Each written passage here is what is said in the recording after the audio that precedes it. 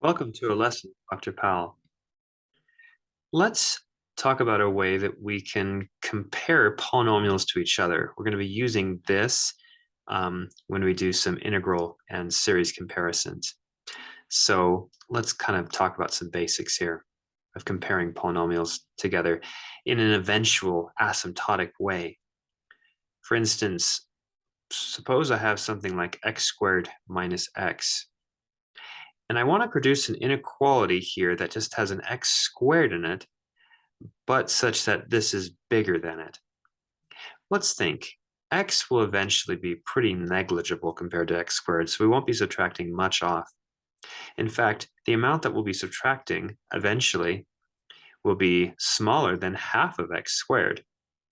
So this will be bigger than x squared over 2, or 1/2 of x squared.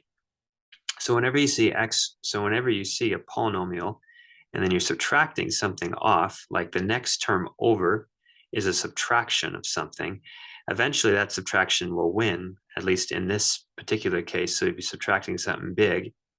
Now, when you subtract something big, however, eventually, as x is going off to infinity, the amount that you're subtracting won't be so big as 1/2 of your leading term guy.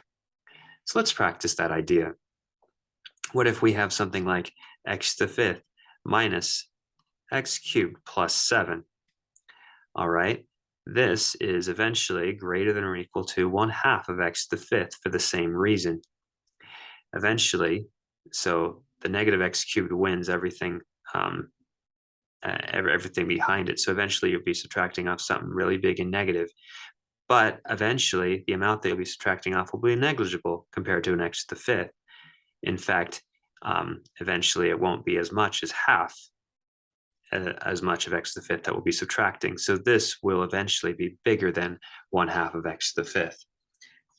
So these are asymptotic inequalities. As x gets big enough, this inequality for sure will be true. And let's do one more. Suppose we have something like x to the 10th minus x squared plus x minus 1. Again, you just need to concentrate on the next term down. It's a negative. So this, again, will be eventually bigger than 1/2 of x to the 10th.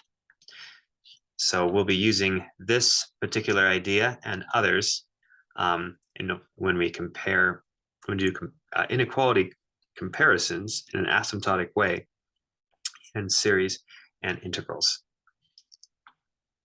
Thanks for watching.